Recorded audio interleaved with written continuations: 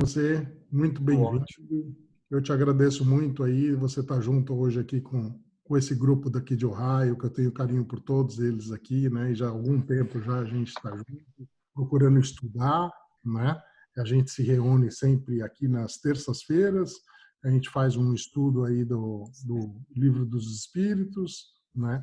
E nas quartas-feiras também, então, tem algumas aulas, né? Hoje não é aula, hoje está mais no formato de palestra, que está aberto para todo mundo aí do grupo para te ouvir.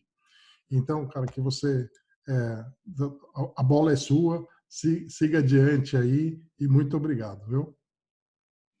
Márcio, eu que agradeço essa oportunidade que Deus coloca na minha vida de poder falar um pouquinho do Espiritismo, falar um pouquinho das lições aqui trazidas por Kardec, mas hoje em especial trazida por Leon Denis, que é essa alma iluminada para aqueles que têm a possibilidade de estudar e se aprofundar na obra. Então é um prazer imenso ser o porta-voz dessa luz, né, da candeia do Cristo. Então vamos falar um pouquinho sobre Leon Denis, não precisa ser exatamente uma palestra, a gente pode conversar, se vocês tiverem dúvidas e eu souber responder, será um prazer. Leon Denis, eu acho que ele, de propósito, eu coloquei esse nome da palestra, vamos colocar assim, o apóstolo do Espiritismo, pois essa apresentação ela é baseada na biografia do Leon Denis, de Gaston Luc, que foi o seu amigo e que conseguiu de maneira brilhante, para quem tiver oportunidade de ler, são duas biografias interessantíssimas do Leon Denis, essa escrita por Gaston Luc, que chama-se Leon Denis, o apóstolo do Espiritismo, sua vida e sua obra, e além de ser uma biografia da infância, que eu vou comentar de maneira bem rápida, mas vale a pena ler, porque eu sou apaixonado por biografias, na realidade. Eu gosto de ver as biografias dessas pessoas que são expoentes, todas elas, sejam do espiritismo ou não, porque a gente vê que eles também eram mortais, né? Porque às vezes, em determinados momentos, quando lemos história de determinadas pessoas, a gente tem uma sensação de que essas pessoas são são os imortais ou são acima da mortalidade, né? E que não sentem dores, que não sofrem, que não passam pelos mesmos percalços que nós passamos. E quando a gente se depara com a biografia do Leon Denis, por exemplo, você vê, uau, como eu sou um cara privilegiado, mesmo com todas as minhas mazelas, né?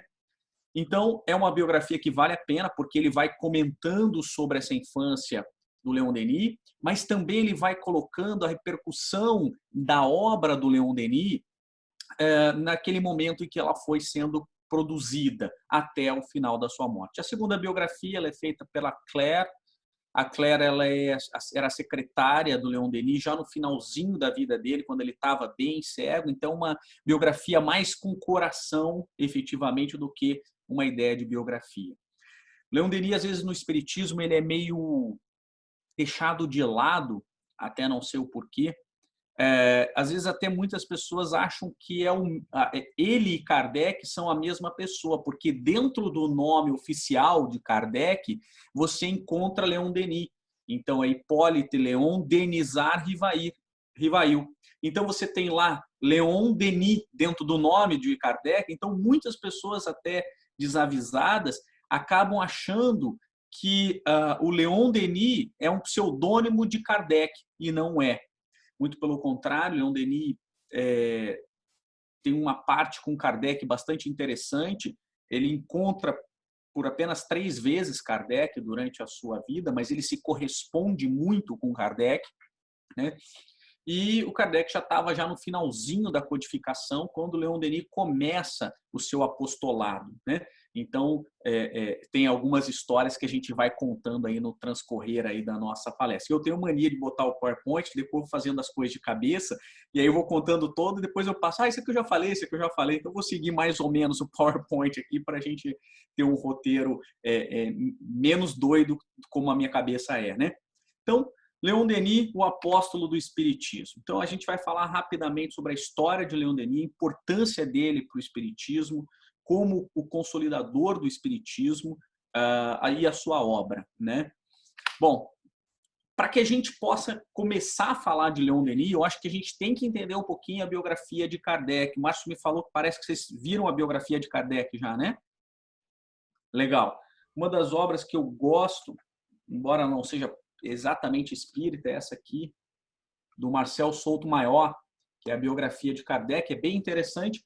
E ela é, assim, de forma literária, essa aqui que eu gosto mais ainda, que é Obras Póstumas, né? Então, e a gente visualiza, porque eu gosto de visualizar e fazer um paralelo entre a biografia de Kardec e a biografia de Leon Denis, que elas são diametralmente opostas. Enquanto Kardec teve uma vida relativamente abastada, ele era filho de juiz, a mãe tinha uma boa uma boa situação financeira. Aliás, encontramos recentemente, historiadores encontraram recentemente em Paris até um anúncio de jornal da fazenda que Kardec morava, que foi vendida por um valor significativo, né? Kardec estudou com Pestalozzi, teve uma grande oportunidade em Yverdon de ampliar um conhecimento. Aliás, Pestalozzi, para quem já estudou, mas quem não conhece, é um gênio da pedagogia, que aprendeu com Rousseau, que foi considerado o Copérnico da pedagogia. Então, para a gente ter uma ideia de como essa sequência foi muito importante na vida de Kardec. Kardec teve a oportunidade de estudar, Kardec foi um professor, ele era um filósofo, ele era brilhante, né? Porque ele teve uma base muito boa. E foi completamente diferente a vida de Leon Denis. Leon Denis ele foi pobre, paupérrimo, foi uma vida muito dura. Ele conta que as grandes lembranças da infância eram até os 7 anos, porque depois dessa passagem ele já teve que começar a trabalhar para ajudar em casa. O pai, embora muito trabalhador, ele era uma daquelas pessoas um pouco azaradas e tal, e de fato, volta e meia era mandado embora, tinha um problema, ou ele não conseguia cumprir e tal, e sempre Leon Denis estava tentando ajudar. Ele, com 9 anos, foi trabalhar, o pai trabalhava na Casa da Moeda, em Paris, e com 9 anos ele trabalhava lixando as moedas, a tal ponto que as moedas muitas vezes saíam ensanguentadas, que imagina, com 9 anos, uma criança lixando moeda, e como isso era um trabalho duro. Depois disso ele muda e ele passa por uma infância muito difícil, e nessas mudanças do pai de trabalho ele não teve oportunidade de estudar. Ele começava a escola e quando mudava, no meio do caminho ele já não tinha escola para ele, então ele só podia entrar no ano seguinte. Ele conclui já jovem, que seria o nosso ensino médio, mas ele era um autodidata, ele era um ávido pelo conhecimento, ele era apaixonado por livros. Então, veja como a gente tem histórias muito diferentes, porque eles tinham missões diferentes, eles tinham momentos diferentes. Enquanto Kardec precisava ser aquele homem sensato, aquele homem calmo, para poder sedimentar o espiritismo, escrever as obras básicas e tantas outras que ele escreveu, embora a gente fale só das obras básicas, né? Leon Denis não. Leon Denis foi forjado no calor da batalha. Ele tinha que ralar, as coisas davam errado e ele daí em cima, ele trabalhava duro. Quando eles mudaram, foi trabalhar em cerâmica, carregando vaso de cerâmica. Então, era um trabalho assim extremamente duro para ele. E isso foi forjando, ele nunca desistia. Graças a isso, ele cuidava dos pais quando jovem, depois como velho, até o falecimento dos pais, ele não teve oportunidade de casar.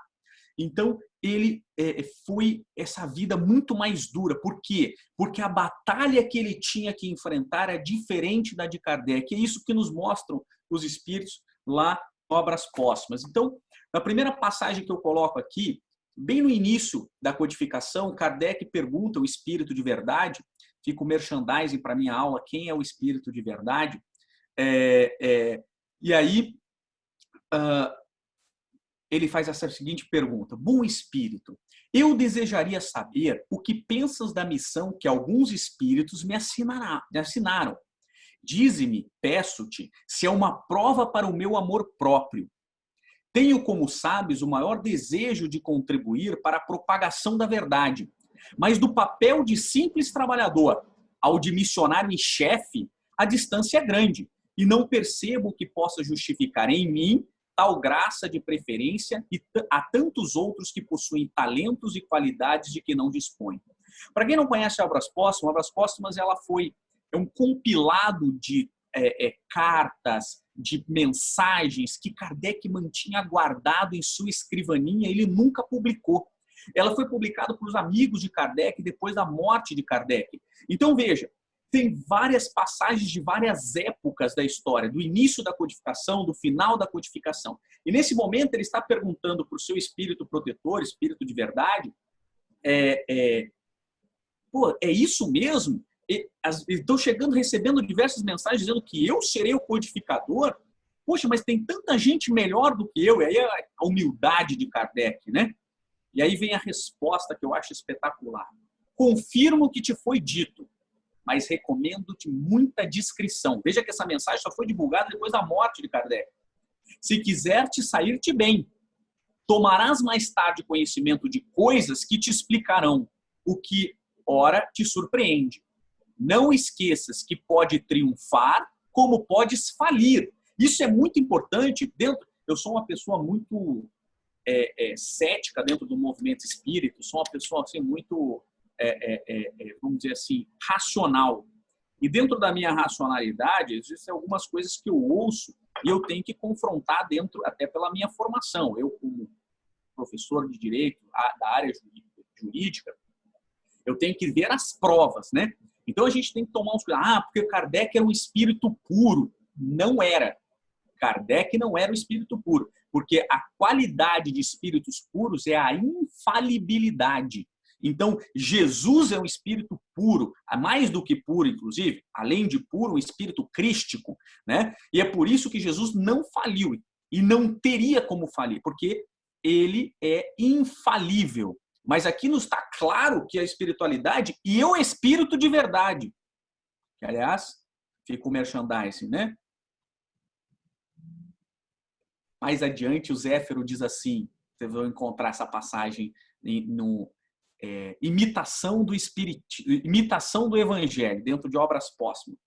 Ele diz assim, aquele que tanto te ama e eu venero, esse é o espírito de verdade. Né? Então, fica o merchandising. Tem outras passagens que a gente pode contar depois. Mas o fato é que esse espírito de verdade está dizendo que Kardec poderia falir na sua missão. Isto prova de que Kardec, embora um espírito extremamente evoluído, de uma missão fantástica, ele não era um espírito puro. Nesse último caso, aí é que vem um detalhe, outro te substituiria, porquanto os desígnios de Deus não se assentam na cabeça de um homem. É fantástico isso. Então fica na sua, vai trabalhar, porque você ainda não fez nada. E ele continua. Nunca, pois, fales da tua missão. Seria a maneira de fazeres malograr-se. Ela somente pode justificar-se pela obra que realiza.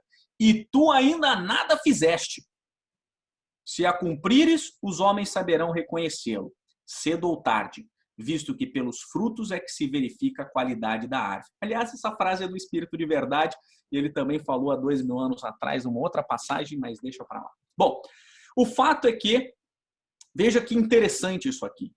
Então, a espiritualidade já diz, sim, você é a pessoa escolhida, mas você pode falir. Então, fica na tua, vai trabalhar, não fala para ninguém, trabalha bastante, mas se você falir, tem outro no seu lugar, porque a gente não faz nada de improviso.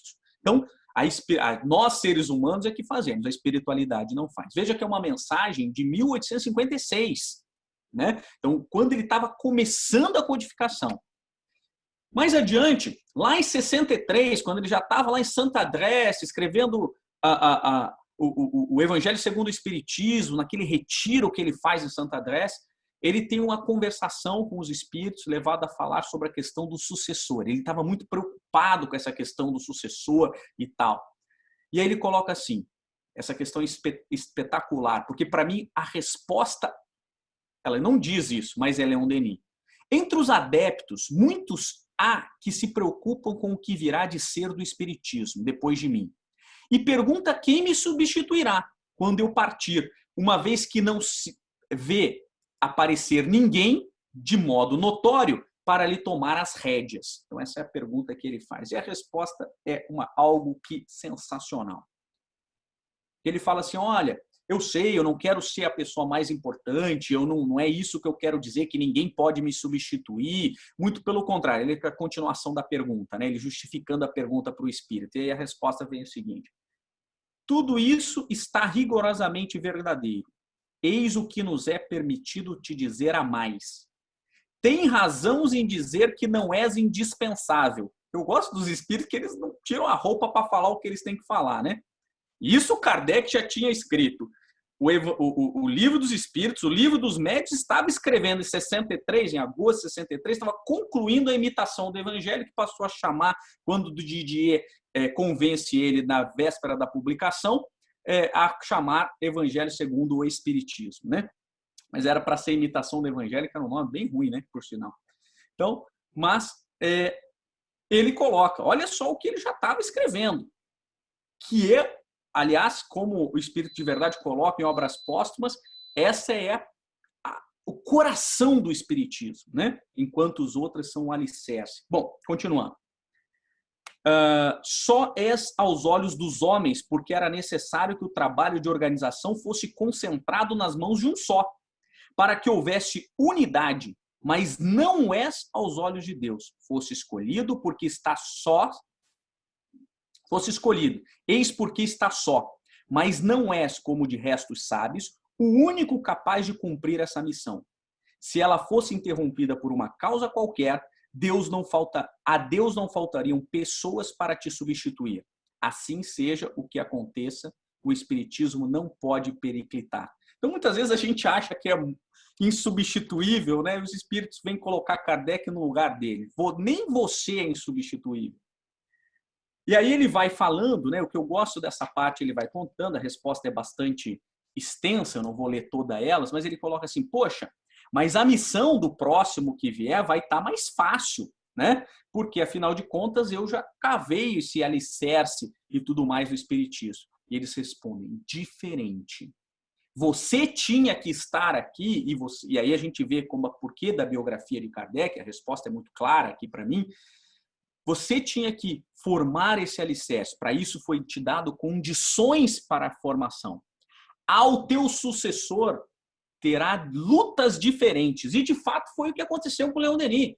Leon Denis, pós-morte de Kardec, o espiritismo estava em ebulição. Mesmo dentro das fileiras espíritas, muitos condenavam Kardec por ter partido por uma área religiosa, porque o espiritismo não era para ser, entre aspas, religião, e não é simplesmente religião, tecnicamente falando, mas o espiritismo não era para ser religião. Então, muitas pessoas, não, isso aqui é ciência, e criticavam, inclusive, o Evangelho segundo o Espiritismo, que Kardec ele partiu para um lado totalmente errado e tudo mais.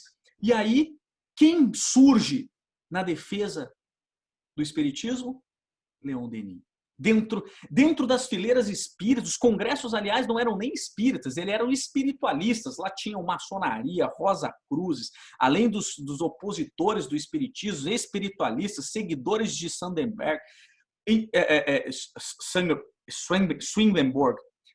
Então, tinha vários dentro de um congresso, né, discutindo sobre essas manifestações. Aliás, por quê? Porque essa doutrina ela não é de um homem, ela não é de Kardec, ela é dos espíritos, né? E como as manifestações são dos espíritos, todo mundo pode se apossar dessas manifestações, né? Talvez nem todos possam codificá-la como fez Kardec.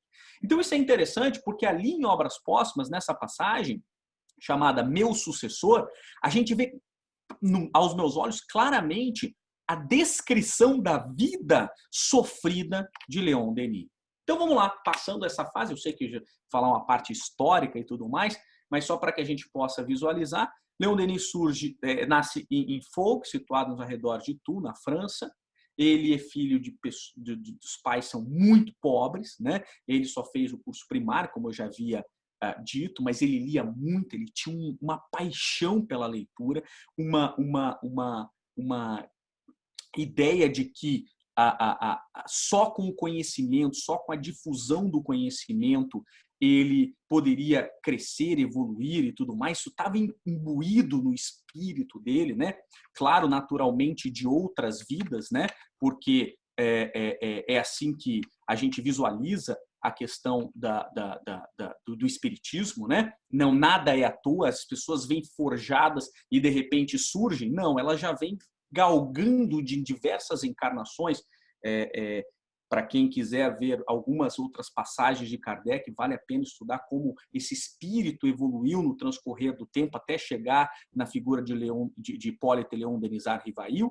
E a mesma coisa não foi diferente de Leon Denis, que era companheiro de Kardec lá nos tempos druidas. Se você quiser ler um pouquinho mais, é a última obra de Leon Denis que fala, eu vou comentar ela rapidamente com vocês, sobre o gênio céltico, né? Que, aliás, é uma obra interessantíssima, que é a psicografia de Kardec, Kardec já falecido, a psicografia dele na obra, para quem tiver interesse em conhecer.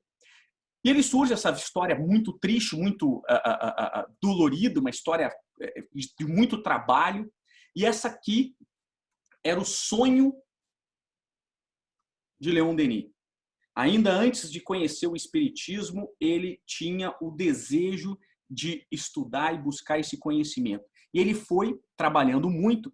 Ele chegou a ter 2 ou 3 empregos, e com o que ele ganhava de tip, porque o que ele ganhava no trabalho era para sustentar a família, e a mãe, o pai, que já estavam mais idosos, e ele tinha esse sonho que seria a nossa Barça, né? Seria de adquirir essa coleção de geografia universal, onde tinha conhecimento compilado da época. Esse era o sonho. Ele foi guardando dinheiro para isso, só o que ele tinha de tip, ele foi guardando, até que um dia que ele chegou, foi visualizar o dinheiro, a mãe dele tinha dado uma destinação mais adequada para o dinheiro. E ele conta na sua biografia que, naquele momento, ele foi abatido, porque era o sonho da vida dele adquirir esse conhecimento, mas em que nenhum momento ele teve qualquer sentimento negativo para com a sua mãe, pois ele sabia da necessidade que a família passava. Mas esse foi um dos momentos da vida dele, o tempo todo nessa miséria e buscando sempre sair um pouquinho dessa dificuldade. Essa é uma frase dele que ilustra exatamente o que eu estou falando. Obrigado ao ganhar durante o dia o meu pão e os meus velhos pais e o dos meus velhos pais, consagrei muitas noites ao estudo, a fim de completar os meus conhecimentos, e daí data o enfraquecimento prematuro da minha vista. Ele estudava, então trabalhava arduamente durante o dia, como ele não podia estudar, ele então como autodidata, lia tudo que aparecia na frente dele, mas daquela luz muito ruim da época, né? Às vezes de lampião, às vezes de vela, isso foi desgastando, o que gerou a cegueira lá no final da vida dele, em que mesmo cego ele continuou publicando, aprendeu o braille e foi publicar em braille. Então você vê como é que funciona um espírito que deseja propagar a sua missão, né? Mas isso enfraqueceu. Ele não teve, como ele diz, eu não tive oportunidade de casar, mas dediquei a mais severas das amantes, a sabedoria. Dediquei a minha vida à mais severa das amantes, a sabedoria. Então, a frase de Leon Denis. Certa feita,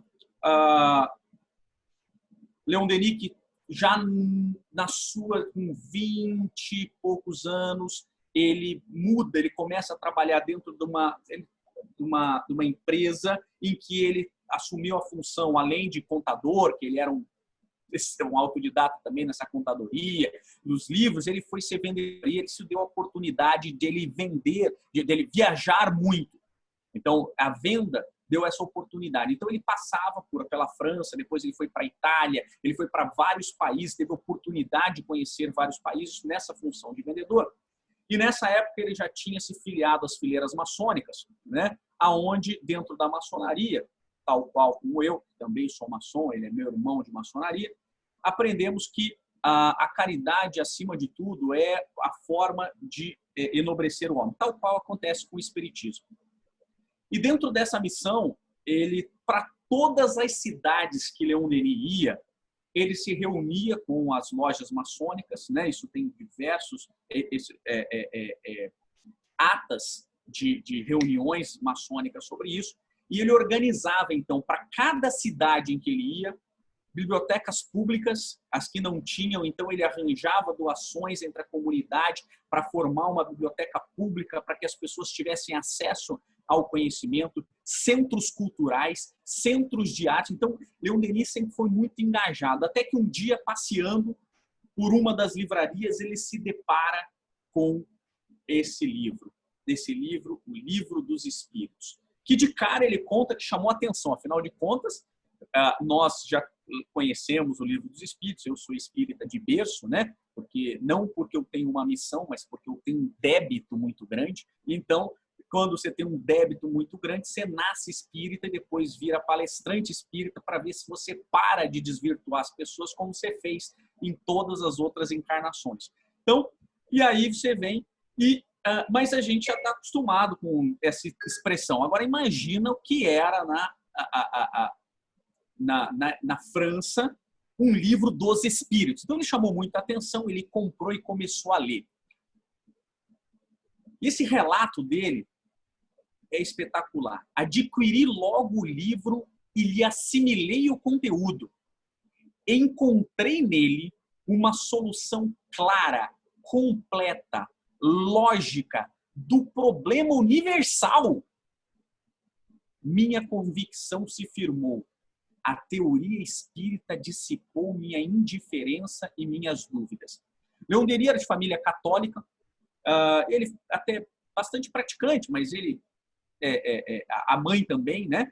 Mas ele tinha muitas dúvidas frente àquelas dogmas e aquelas situações que eram colocadas pelo catolicismo da época. E quando ele se depara com o Livro dos Espíritos, então ele fica fascinado ao ler. E, aliás, não só fascinado, como ele diz claramente. E, às vezes, a gente perde essa oportunidade ao não ler o Livro dos Espíritos, né? Tem muitos espíritas que não conhecem o Livro dos Espíritos. E ele fala assim, olha, eu encontrei nele uma solução clara, completa, lógica do problema universal. Quer dizer, se você quer resolver o problema universal, está lá, está escrito por Kardec, na genialidade de Kardec, quando faz aquelas perguntas, que às vezes eu gosto mais do Kardec quando ele pergunta do que da resposta dos espíritos, que eu acho meio ruim nessa resposta dele, né? Então, que também, que é Deus, né? Inteligência suprema do universo. Mas você pode explicar mais? Sua inteligência não vai conseguir. Isso eu já sabia, né? Mas a pergunta é fantástica. Quando ele fala o que é Deus, isso é genial. Aonde está escrito as leis de Deus, né? E aí, isso é genial, porque isso é uma ruptura no paradigma da teologia. Porque o católico, ele diz que é na Bíblia católica. O evangélico vai dizer que a lei de Deus está escrita na Bíblia evangélica, que é diferente da católica. O muçulmano ele vai dizer que está no Alcorão, o judeu ele vai dizer que está na Torá. E o Livro dos Espíritos diz da consciência do homem, tal qual um artista assina a sua obra, Deus coloca as leis divinas na consciência do ser humano. Isso é genial, isso é uma ruptura do paradigma. Podia falar assim, tá aqui no Evangelho segundo o Espiritismo e tal, e a gente queimava o Evangelho segundo o Espiritismo e acabava a lei de Deus. Quando ele está na consciência, eu quero ver queimar a consciência. Então isso é genial. Isso é genial. Então ele consegue, só que ele, como era muito católico, ele gostava muito da mãe, do pai, não queria desrespeitar. Você imagina você falar que você é espírita até hoje, né? Falar que é espírita é um negócio meio doido, né? Eu lembro que eu estudei em colégio de padre, né? E daí tinha aquela história, né? Aula de religião, vinha um padre para dar aula de religião para a gente. Aí os evangélicos saíam, que tinha uma voluntária, e eu ia para a sala da coordenação, porque eu era o pobre coitado espírita, né? Coitado, né? Família pecadora, né? Então era assim que eu era visto. E eu gostava de assistir, afinal de contas, não é à toa que eu gosto tanto disso. Provavelmente eu já fui um padre, né? Alguma coisa isso já veio de mim, né? Um monge franciscano, alguma coisa assim. porque eu gostava de assistir. Só que as pessoas não gostavam muito, porque eu questionava, né? Então, e aí ele ficou com muito receio de falar que ele era espírita. Então ele escondeu, e provavelmente deve ter escondido no mesmo lugar que ele escondeu o dinheiro, né? Porque aí um dia ele não aguentando essa questão de falar, porque afinal de contas ele tinha encontrado a solução completa, clara e lógica do problema universal. E ele senta para a mãe dele e fala: mãe, eu tenho uma coisa para te falar. Ele falou: pois não, pode falar. Aí ele pega o livro dos espíritos e fala: mãe, eu sou espírita. E a mãe dele fala assim: eu também. A mãe também havia encontrado o livro e achando que ele achando que estava escondido, a mãe lia o livro na casa no tempo em que ela tinha. E ela também, então, passa a ser espírita e apoiar o espiritismo e Leon Denis nessa seara. Mas isso nós estamos falando aí com 20 e poucos anos. A jornada dele ainda está muito por vir, né? Então, a importância dele para o espiritismo. Então, aos 18 anos, então, ele adquiriu por acaso esse livro dos espíritos, chamando a atenção, não era o objetivo dele, né? E aí, só com 21 anos que ele conheceu Kardec. Essa passagem de Kardec é muito interessante, né?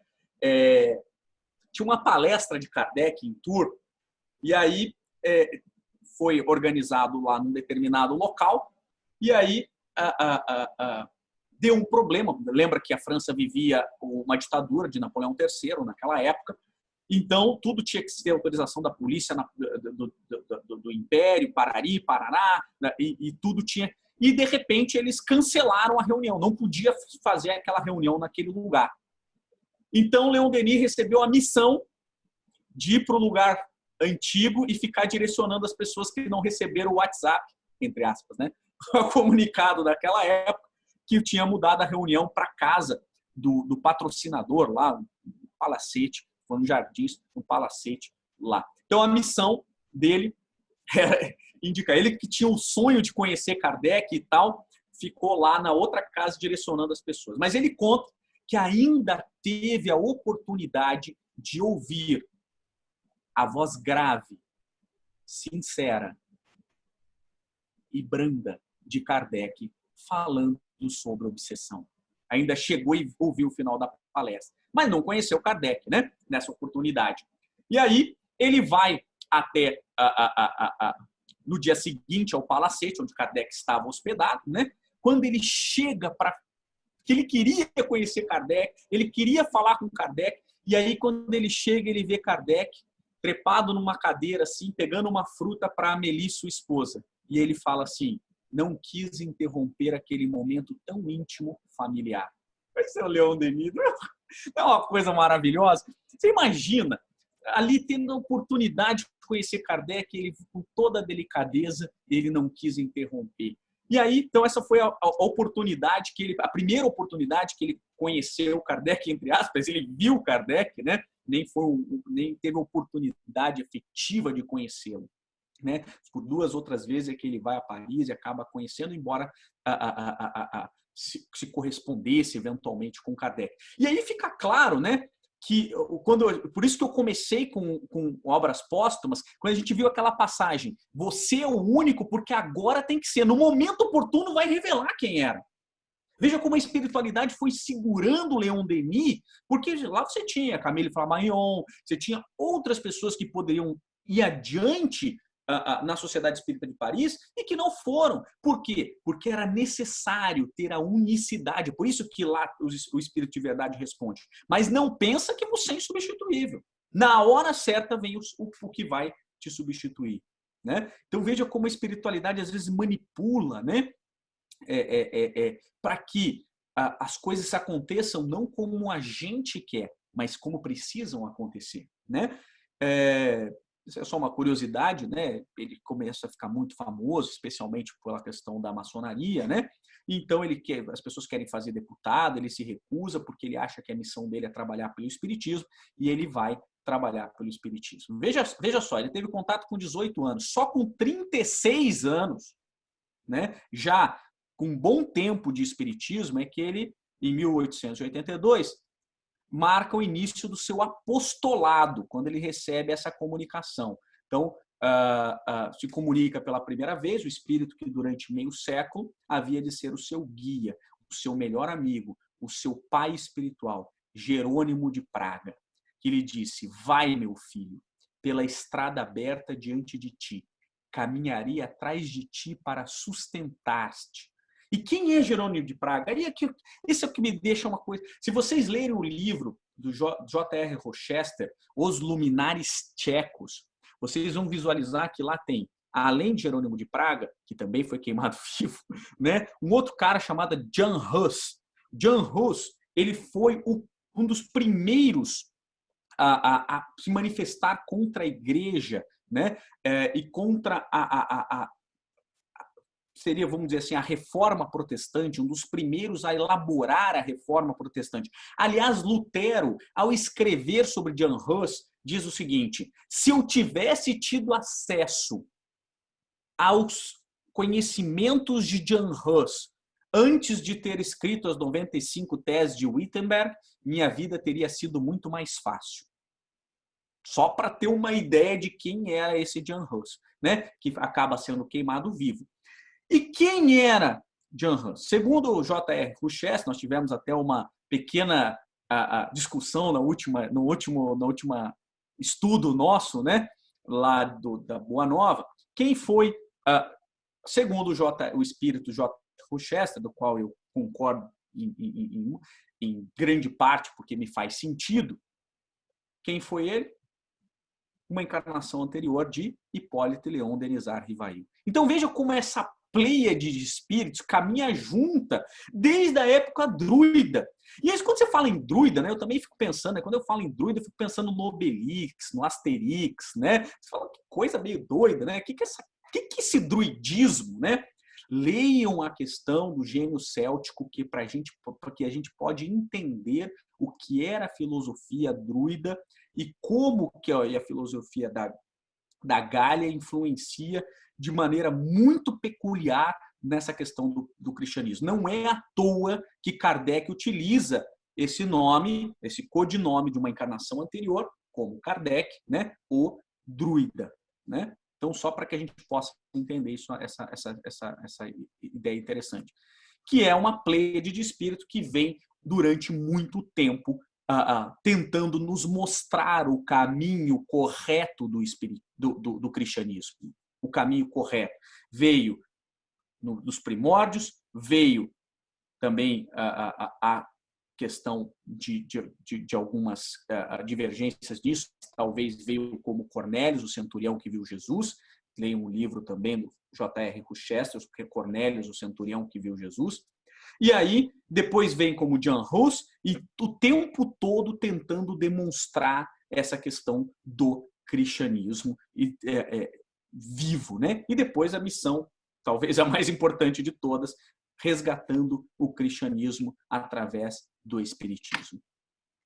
Logo depois ele também teve contato com Joana d'Arc, que foi a sua também protetora espiritual.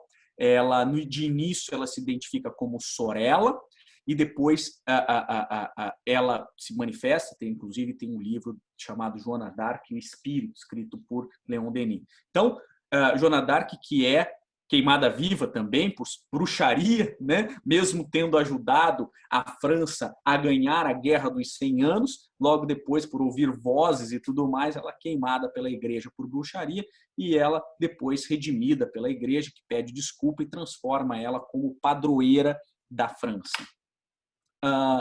Interessante que, só para ter uma noção da mediunidade de Leon Denis tinha praticamente todas as mediunidades, né? Ele era escrevente, ele era vidente, ele tinha intuição, recordava de 3 encarnações, inclusive a da Gália, e interessante que a gente visualiza a diferença entre Kardec. Por isso que eu gosto de trabalhar as duas biografias juntas. Por quê? Porque Kardec não era um médium ostensivo, mais ou menos como eu não tenho mediunidade, eu só acredito porque eu sou teimoso, né? Eu leio as coisas e falo, só que faz sentido, Porque eu não vejo nada, eu não escuto nada, eu não tenho nenhuma mediunidade, nenhuma. Zero. Claro que eu sei que o livro dos médios, todo mundo tem mediunidade e tal, não sei o quê, mas é mediunidade básica, né? O módulo básico foi instalado em mim.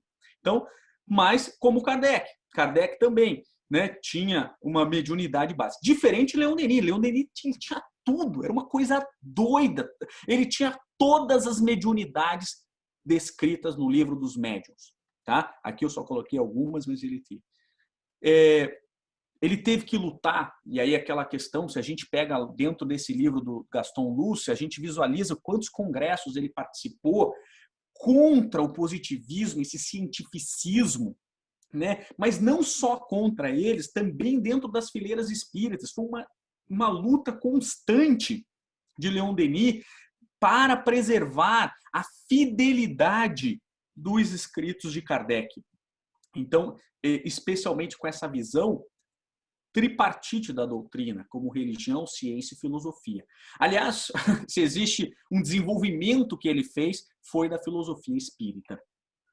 Ele vem, então ele pega as obras básicas e ele consolida o espiritismo. Ele vai filosofar em cima daqueles grandes ensinamentos trazidos por Kardec. Então, ele vai desenvolver vários livros, isso aqui eu já fui falando para vocês, ele vai pegar a visão e tudo mais, e ele traz, então, uma gama de livros para tentar demonstrar e sedimentar o espiritismo. O primeiro deles que eu tive acesso, quando eu tinha uns 14 anos, que eu tinha uma ideia, acho que todo jovem tem essa ideia do socialismo, do capitalismo, essa questão social, talvez principalmente no Brasil e tal, foi esse livro, Socialismo e Espiritismo, que é espetacular para quem quer estudar. Não vejam isso com olhos da politização, né? Não tem nada a ver com a corrente comunista ou socialista que é dita hoje, essa boca miúda que as pessoas não estudam nada e falam, né, sobre assuntos que desconhecem, né? Aliás, o Facebook ele deixou todo mundo especialista de nada, né? Então todo mundo fala sobre qualquer assunto e não conhece, nunca leu Karl Marx, não sabe nem o que é isso, né? Se perguntar, critica o comunismo e o socialismo, mas se perguntar quem é Karl Marx, ele vai dizer que é o nome de uma cerveja, né? Então, é um estudo muito superficial. E ali você vai ver. E ele vai dizer, olha, a impossibilidade de um sistema comunista, como ele é pregado, mas a possibilidade, a necessidade de uma corrente social, né? De uma ideia de social, porque nós temos que ajudar com a caridade aos outros. Não o socialismo, não a politização. Foi o primeiro que eu li, foi um dos grandes livros, mas se você não quiser estudar, não, Ayrton, eu vou escolher um livro só para ler. Eu só quero um desses, né? Eu não vou ler mais do que um, leiam esse, Depois da Morte. Esse é o livro que eu recomendo para vocês. É imprescindível ler Leon Denis sem ler Depois da Morte. Depois da Morte é um resumo de todo o espiritismo. Aliás, ele foi solicitado no Congresso de 1889 que ele fizesse um resumo do espiritismo, e ele falou assim, olha, eu já estou trabalhando nessa obra. Essa obra que depois e vai ter no máximo 300 páginas. Ele não cumpriu, porque a minha edição aqui tem 350 páginas, 340 páginas, ele descumpriu essa parte dele, mas ele conseguiu fazer essa obra fantástica chamada Depois da Morte. Eu sei que é um livro meio estranho, né? Principalmente quando a gente vai dar de presente para alguém, né? Assim, alguém doente e tal, no hospital, você fala, olha, eu trouxe um livro para você, né? A pessoa fala, obrigado, né? Logo esse, né? Não tinha Eu Viva Profundamente, ou alguma coisa assim, mas Leon Denis aqui, ele discute exatamente de ponto filosófico questões fundamentais de como é lógico o que vai nos acontecer depois da morte. Nós estamos estudando, Márcio e eu estamos estudando, aliás, logo na sequência, o nosso estudo sobre depois da morte. Hoje nós vamos falar sobre a Gália e a questão céltica, né? Mas é uma coisa fundamental. Só para que eu trouxe algumas coisas que saíram na época sobre esse livro. Então, Ernest Bosch colocou, é um Escherydon, manual, posto ao alcance das inteligências mais modestas e, entretanto, um resumo completo dos ensinos dos espíritos. É a verdadeira doutrina no que ela possui de amplo, de permanente e, por assim dizer, universal. Esta obra foi a obra que converteu Eurípides Barçanufo. Para quem não conhece, Eurípides Barçanufo talvez tenha sido um dos grandes nomes do espiritismo brasileiro. Antes, muito antes, um pouco antes, não muito antes, um pouco antes de Chico, né, que daí, claro, despontou, Eurípides Barçanufo foi um gênio. Eu vou dar uma pincelada na história de Eurípides Barçanufo, só para que vocês tenham uma noção. Ele falou assim, ele começou a discutir com o tio dele, que era espírita, ele muito católico, ele começou a discutir com o tio dele falou assim, olha, filho, eu não tenho como discutir com você, porque você é muito inteligente. Mas lê esse livro e depois você me diz. Ele passou a noite lendo. No dia seguinte, ele falou, não, isso aqui me convenceu, porque ele tinha uma questão muito com as bem-aventuranças, ele tinha uma coisa com as bem-aventuranças, que ele queria explicação, e com a doença da mãe que acometia a mãe. Depois vocês leem a história dele, que vale a pena. Mas aí, só para fazer uma pincelada, só para vocês terem uma ideia de quem era Eurípides Barçanufo. Ele falou assim, não, mas isso não me convenceu. Aí ele foi até a fazenda do tio, que todo mundo era espírita lá na fazenda, porque a fazenda acontecia todos os fenômenos que vocês podem imaginar de espiritualismo, de espiritismo lá. E quando ele chegou, sem avisar ninguém, ele foi com um amigo. Todo mundo era espírita, estava na reunião espírita. Quando chegou lá, tinha 2 cadeiras sobrando. Aí já ficou meio assim, né? Pô, quem que avisou que a gente vinha em 2? Já que todos na fazenda não eram e todos estavam ali reunidos. Ou seja, não estava faltando ninguém. E ele falou o seguinte, ele só disse isso muito tempo depois. Eu só acredito nisso, ele falou, só vou acreditar nesse tal de espiritismo se João o Evangelista se manifestar por através de fulano, esqueci o nome dele, já vou lembrar o nome, que era assim, ele não sabia, ele não sabia fazer o O com um O, ele não sabia fazer o O com uma garrafa de refrigerante. Você tem uma ideia do nível de analfabetismo do fulano que ele falou. Então ele falou assim, eu só acredito no espiritismo se João o Evangelista se manifestar por através desse fulano e me explicar as bem-aventuranças. Ele não falou isso para ninguém. Quando ele chegou lá, que ele viu as 2 cadeiras, já ficou meio assim. Aí depois o rapaz se manifesta e diz, sou João o Evangelista, vim te falar sobre as bem-aventuranças. Ele ia arrepiar, né? Mas vou dar mais uma palhinha de quem era Eurípides Barçanufo. Eurípides Barçanufo converte seu espiritismo e aí a cidade inteira de Sacramento foge dele, né? Doidou o homem. Ele tinha um colégio lá, todos os alunos saíram do colégio. E aí aparece um espírito para ele, ele ia fechar o colégio, e aparece um espírito para ele e diz assim, não fecha a escola. Aí ele olha para o espírito e ele responde assim, não me tentes, porque eu já estudei o espiritismo. E eu sei que eu não sou digno de receber a sua presença. Você está querendo me ludibriar. E aí ela vira para ele e fala assim, não, meu filho, sou eu mesmo. Mantenha a escola aberta. Às quartas-feiras, dê aula sobre o evangelho do meu filho. E não esqueça de dar astronomia.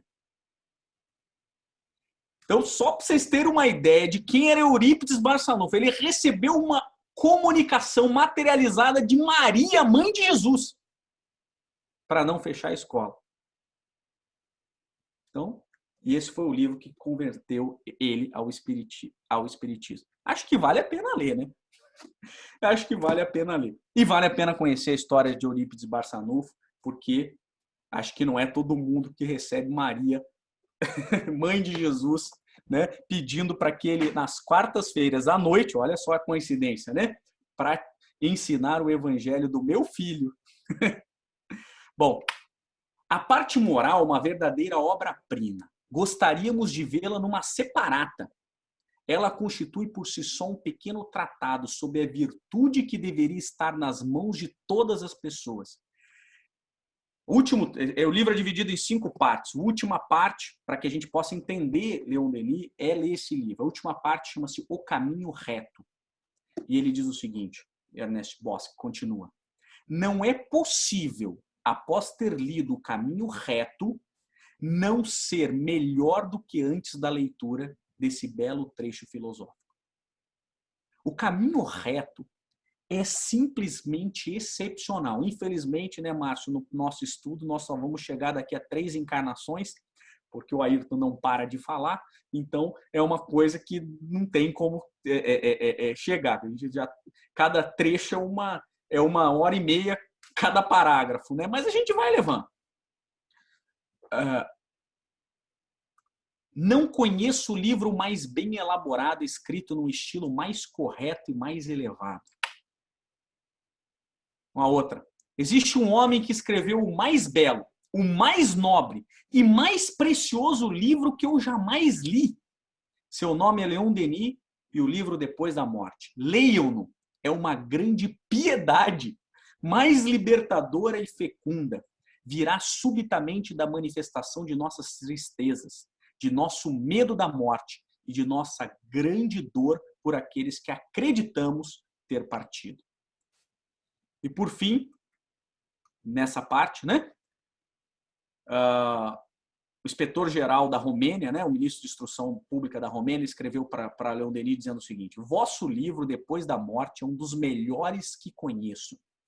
Uma tal obra para uma sociedade como a de meu país, a qual, embora jovem, já está corroída pelo materialismo rasteiro, seria muito útil para elevar os caracteres, alargar o pensamento puro e nos fortificar na luta pela existência, lembrando ao homem o fim nobre da vida e seus deveres para consigo e seus irmãos. Eis porque vos peço autorização para traduzir em romeno a vossa obra. Uau, não é mesmo? Uau! Aliás, ele era admirado, né, pelo escritor do Sherlock Holmes, que foi seu amigo, né, e que pediu a permissão para traduzir os livros dele em inglês, né?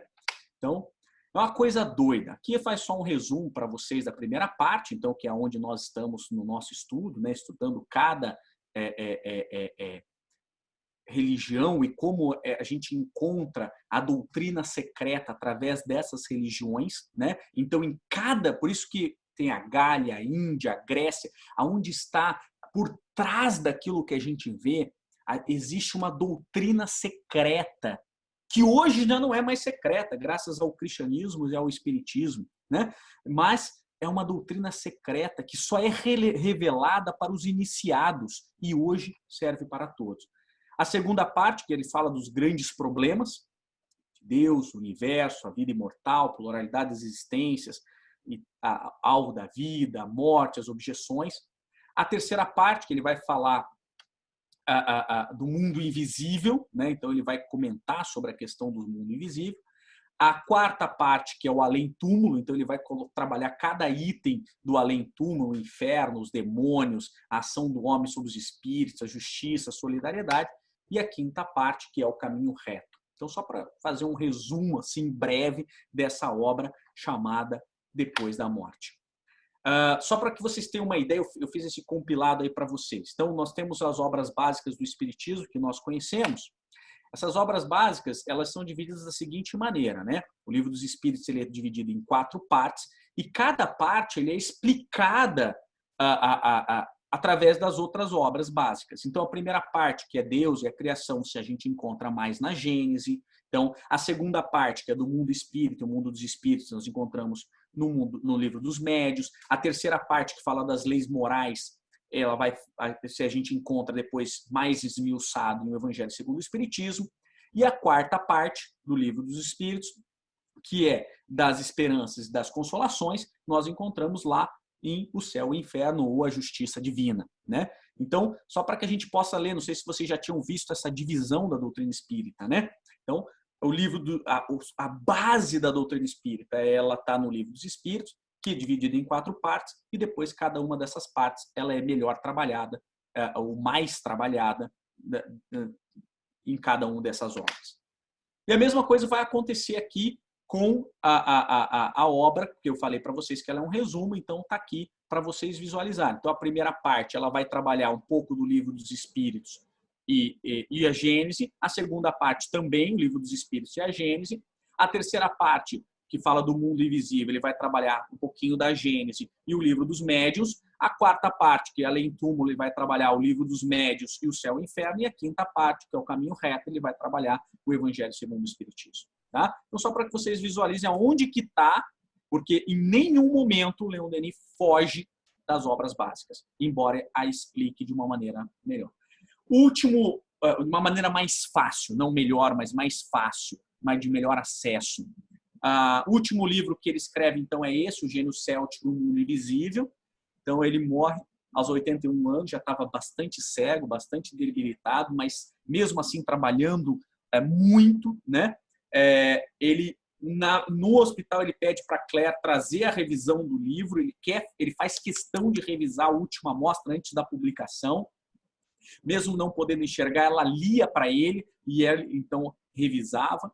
Ele fazia questão de muitas vezes responder todas as cartas que chegavam para ele com dúvidas, com perguntas e tudo mais. Como ele dizia, se não é justo negar um pão àquele que precisa, não é justo negar o conhecimento. É espetacular isso é fantástico. Eu gosto eu gosto muito da expressão companheiro, embora agora acho que ficou meio politizada, né? E aí, companheiro e tal, não sei o quê, né? Então, ficou meio politizada.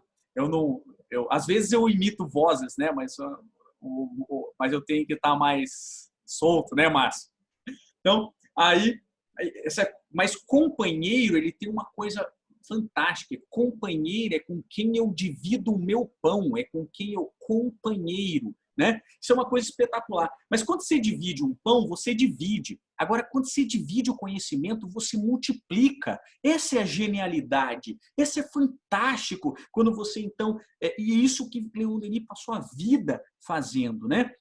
Sendo esse apóstolo do Espiritismo, consolidando o Espiritismo, explicando o Espiritismo, aquilo que não estava claro, aquilo que não ficou tão fácil a leitura. Quando a gente lê Kardec, às vezes é difícil, né?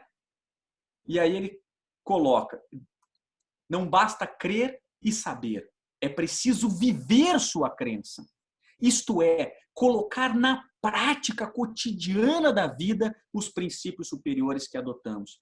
Eu acho que muitas vezes a gente toma contato com o Espiritismo, a gente tem essa oportunidade de tomar contato com o cristianismo, mas nós não somos representantes de Cristo na sociedade. Nós agimos contra. Então, não basta crer e saber, tem que viver essa crença. E esse é o convite que Leon Denis nos faz quando ele escreve essas obras, explicando para que nós vivamos o Espiritismo, sejamos espíritas, ou como Kardec classifica, o verdadeiro espírita, o cristão espírita cristão, né? Esse é a classificação, que é aquele que toma o contato com o Espiritismo e que o Espiritismo lhe toca a tal ponto de modificar as suas crenças. Porque, como diz Kardec, conhece-se o verdadeiro espírita pela sua transformação moral e pelos esforços que faz para dominar suas más tendências. Cuidado com essa frase, porque eu implico muito com ela. Porque muitas vezes as pessoas falam só a segunda parte, né? O verdadeiro espírita é aquele que tenta não praticar o mal, tenta dominar suas más tendências. Não é. O verdadeiro espírita é aquele que faz a sua transformação moral. E aí tenta dominar as más tendências. Então, o verdadeiro espírito é de transformação moral. Então, claro que a gente não transforma moralmente do dia para a noite como num passe de mágica, né? E é por isso que se tenta dominar as más tendências. Então, esse é o grande ponto e esse é o grande convite. Leon Denis morre, então, com 81 anos e no seu testamento deixa para o seu editor a responsabilidade de publicar as suas obras gratuitamente. E na falta deste, cairá em domínio público. Então você pode pegar Leon Denis, eu posso passar para vocês tranquilo, porque Leon Denis deixou a obra dele em domínio público para quem quiser, com uma única condição, com a obrigação de transmitir a última edição revisada. Olha a preocupação que ele tinha de passar o conhecimento mais atualizado possível, né? Lembrando só um detalhe que eu citei ali em Gênio Céltico, para quem quiser ler, vale a pena. Lá nós temos, eu já falei isso, mas vale a pena a gente só voltar. Ali a gente tem a possibilidade de ver psicografias de Allan Kardec, ele espírito se manifestando para Leon Denis. Não é qualquer um, né? Então é isso. Basicamente essa bibliografia que eu tirei, algumas coisas, tem mais algumas coisas aí que eu não relacionei aí, coisas que a gente vai lendo, então obras póstumas, outras biografias por aí. É isso. Muito obrigado pela atenção de vocês e estou à disposição para alguma dúvida, se vocês têm alguma observação. Fala mais que o homem da cobra, né? Muito obrigado, viu, Ayrton? Obrigado aí pela sua explanação. Acho que todo mundo aí está feliz. E, pessoal, estamos abertos aí um pouquinho para... Ainda tem algum tempinho aí. Se alguém tiver alguma dúvida, quiser fazer alguma pergunta. Ayrton, tem uma perguntinha meu. Quando ele escreveu essa obra, né, depois da morte, ele foi através do estudo daí que ele compilou isso? Ou teve algum auxílio espiritual, teve alguma psicografia envolvida nesse trabalho também? Interessantíssima pergunta. Não teve psicografia, mas ele foi extremamente intuído, né? Não é à toa que ele tinha como dos dois mentores Jerônimo de Praga e Joana d'Arc. Então, ele tinha uma intuição espetacular. Tanto que ele começa a escrever esse resumo antes do Congresso Espiritualista de 1889. Que lá no Congresso ele já foi designado para escrever esse resumo. E aí ele fala assim, olha, eu já estou escrevendo. Já estou... Isso era uma coisa muito interessante. Isso acontecia muito com ele. Tem uma outra passagem de um congresso que ele já muito velhinho, cego. Careca sou eu, né? Cego. E aí ele é convidado para falar e ele falou, olha, eu estou muito velho, chama Camille Flammarion. E aí os espíritos falam, olha, ele não vai poder estar lá. Não, mas Camille Flammarion vai poder representar, eu já não posso. Não, mas ele não vai poder estar lá. Então tá bom, então eu aceito. 2 meses antes do congresso, Camille Flammarion morre. Os espíritos já tinham comunicado, por isso que ele não podia estar lá.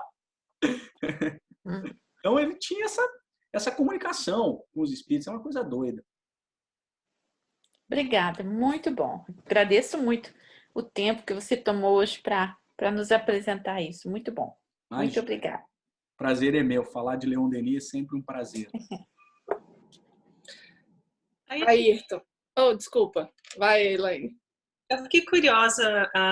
Primeiro, obrigada. A palestra foi ótima. Obrigada. Então, você é tão entusiasmado para passar o tema e a gente fica entusiasmado aqui do outro lado também. E animado para... Estou querendo ler o livro, estou super curiosa. O pessoal acha que eu ganho royalties quando eu vendo o Depois da Morte. E eu fiquei curiosa, né? Porque você comentou que ele era da igreja, ele era católico e aí, né? Ele vai se transformando ou aprendendo sobre o espiritismo. Aí ele tinha todas essas habilidades, né? De mediunidade. Aí eu fiquei curiosa, assim, se foi alguma coisa que aconteceu depois, porque ele sendo católico, eu fico sempre bem curiosa a respeito de mediunidade, como se desenvolve, sabe? Tá, vamos lá. O histórico é interessante. Na verdade, ele era católico praticamente até os 18 anos, quando ele, sem querer, olha o Livro dos Espíritos, chama a atenção e ele muda, né? Mas ele só começa a se desenvolver, ele entra nas fileiras espíritas, estuda, ele era uma pessoa estudiosa como a gente, tá? A missão dele começa com 36, ou seja, 18 anos depois. Nesse meio do caminho ele vai trabalhando, muitas vezes a gente está lá no centro, né? A gente recebe a missão, por exemplo, de ser o acolhedor. Puxa, eu queria ser palestrante, né? Que o pessoal acha que ser palestrante aqui é legal. Não. Ser palestrante é missão, né? Mas não missão porque a gente é bom espírita, porque a gente é devedor, né? Então, é pagar o crédito, o débito que a gente tem, né? Mas, às vezes, a gente recebe uma outra... tem gente que vai limpar a casa espírita, né? É o que todos nós já fizemos. E tem que fazer. Então, ele passou esses 18 anos como um frequentador ali, participando das reuniões mediúnicas e tal, mas nada assim. A revelação vem com Jerônimo de Praga 18 anos depois. Né? Ele era muito envolvido na maçonaria também, né? Isso abriu uma questão diferente de análise, né? Mas, enfim, depois ele acaba se dedicando mais ao espiritismo. Legal. Então, respondi, não? Respondeu sim, obrigada. É um tempo. Eu, por exemplo, não tenho mediunidade nenhuma, mas acho que agora eu já não vou querer ter, não. Deixa para a próxima. Obrigada.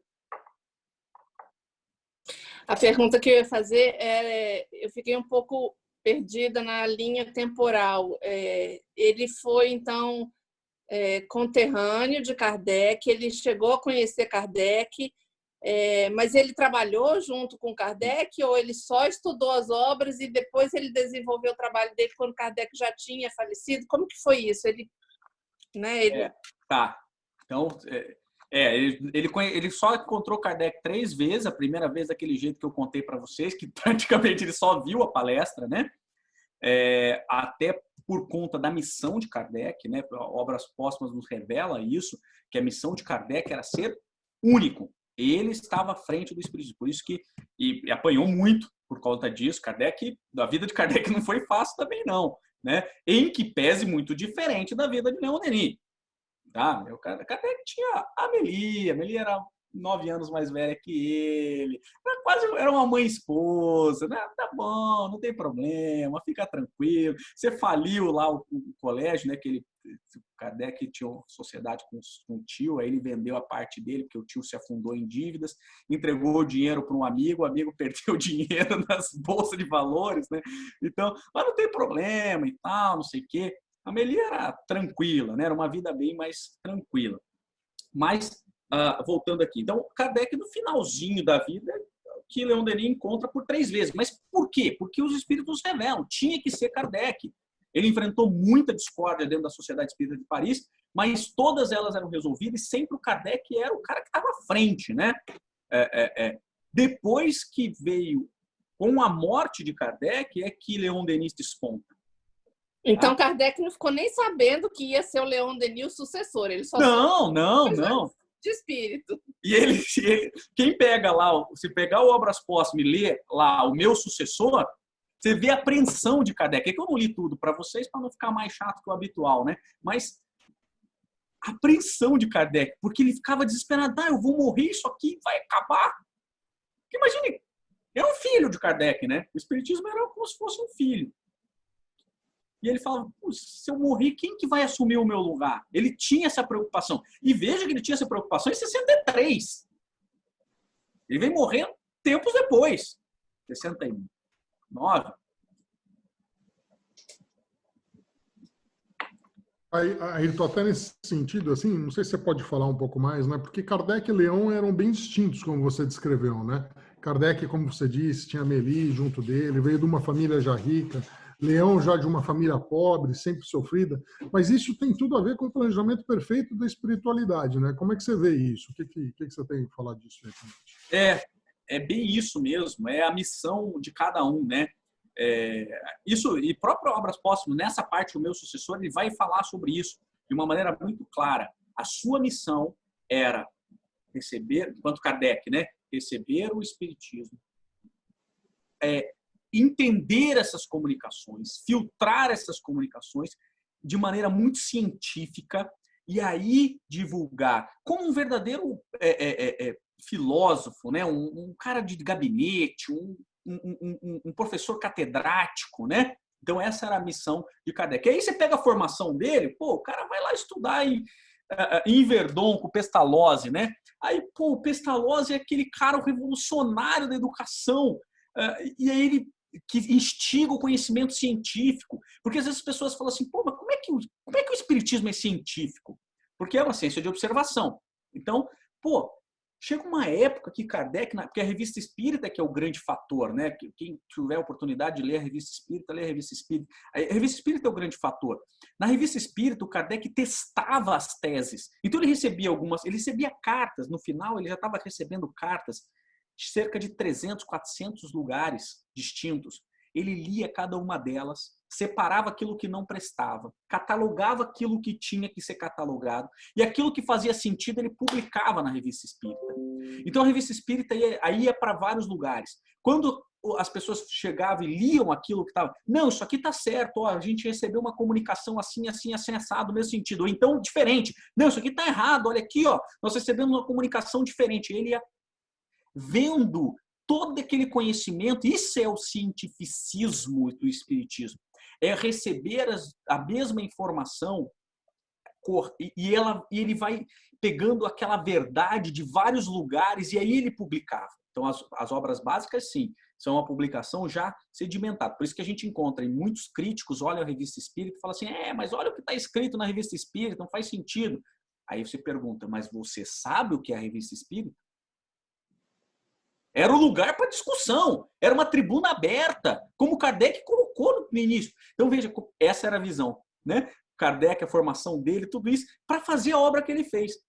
E aí vem Leon Denis, um guerreiro. Leon Denis foi forjado no calor da batalha, né? Ele era faca no dente, e aí ele ia para cima. E a vida dele foi isso, né?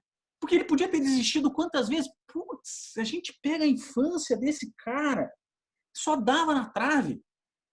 O pai dele era tudo dava errado pro cara. Já viram aquelas pessoas que tudo dá errado? Era um cara. Mas por quê? Porque ele foi forjado para exatamente nunca desistir e ter essa força para poder lutar por aquilo que ele acreditava.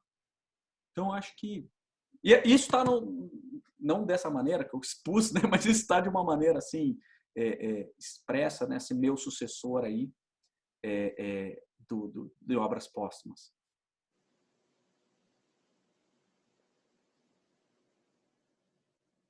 Muito bom, pessoal. Mais alguém quer fazer mais alguma pergunta? Ou senão nós vamos, são 8h15 já, nós vamos aqui para fazer uma oração, né? Uhum.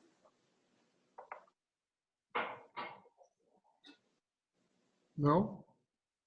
Então, alguém quer fazer a oração de hoje para a gente encerrar? Também não. Todo mundo tem vergonha, né? Eu fiz a abertura aí, então você faz aí o encerramento para a gente? Faço. Então vamos nesse momento, mais uma vez, serenar nossos corações e nossos pensamentos e nos conectar com a espiritualidade que vem nos assistir nesse momento tão belo em que nós estamos aqui reunidos na presença de Jesus Cristo. Pois ele nos disse que quando 2 ou mais estiverem reunidos em nome dele, ele ali estaria. E vamos aproveitar a presença do nosso mestre, do nosso irmão mais velho, e pedir que ele derrame suas bênçãos sobre nós, sobre as pessoas que amamos, sobre o nosso lar. Que as chagas, as dores e os sentimentos possam ser diminuídos e contemporizados na presença de Jesus. Que Jesus possa nos instruir para vivermos o cristianismo. Que todas as lições aqui aprendidas possamos pô-las em prática na sociedade que vivemos. Pois só assim seremos os verdadeiros representantes do Cristo perante a sociedade, à luz do cristianismo. Pai, faz de nós o seu instrumento para o bem. Que assim seja. Amém. Muito obrigada de novo pelo presente que você nos deu. Imagina, Foi um presente mesmo. que agradeço a oportunidade. Muito Gratidão, Ayrton. É bom porque, às vezes, por exemplo, falo por mim, eu fico muito assim, Kardec, né? E expandir é muito interessante. Eu não sabia muito do Leon Denis, então, que presente que foi para mim. Gratidão mesmo. Obrigado. Obrigada. Mas Kardec também é bom, viu? Senão ele puxa à noite. Senão ele puxa a minha orelha à noite. Não, mas é bom a gente estudar mais, saber de tudo. E a gente olha o Kardec... Adentrar no espiritismo, sim. Saber da história. E a gente olha o Kardec, ele parecia tão bravo, né? Nas fotos, não parece? Não era, não. Era bonzinho. Ele era bonzinho. Sabe o que eu conto? Sabe por que ele tinha aquele bigode, né? Porque ele tinha uma verruga. Ah, é? É, e ele tinha vergonha da verruga, por isso que ele tinha aquele bigode sisudo. Não que eu conhecesse ele, né? Eu falo assim como se ele fosse... Né? Melhores amigos. Mas é verdade, o Leon Denis é uma personalidade que a gente escuta falar, mas pouca gente lê, né? Pouca gente sabe quem é Leon Denis, sabe da importância dele para o espiritismo. Esses autores mais antigos, como você mencionou, Camille Flammarion, a gente, né, do século XXI, a gente não estuda esses do século XIX, né? A gente quer autor de Chico para cá, né? A gente quer os mais modernos, de preferência os que estão vivos ainda. E acaba que você deu uma visão bem interessante. Realmente a gente ficou com bastante vontade de ler aí o Depois da Morte. Com certeza vai ser o próximo livro que a gente vai ler. Vale a pena. Ter uma noção boa desses autores, né? Muito obrigada aí pela sua contribuição. Imagina. Foi excelente. Depois o Destino do Ser e da Dor, né? Que da dor eu não sei porque que eles colocaram na tradução em português, mas também é o próximo depois da morte, se vocês quiserem. Então tá bom, pessoal. Eu vou indo. Uma boa noite para todos. Muito obrigado de novo. Então tá, gente. Beijo. Boa noite a todos. Até Boa noite. Obrigada. Tchau. Obrigado. Boa noite. Tchau.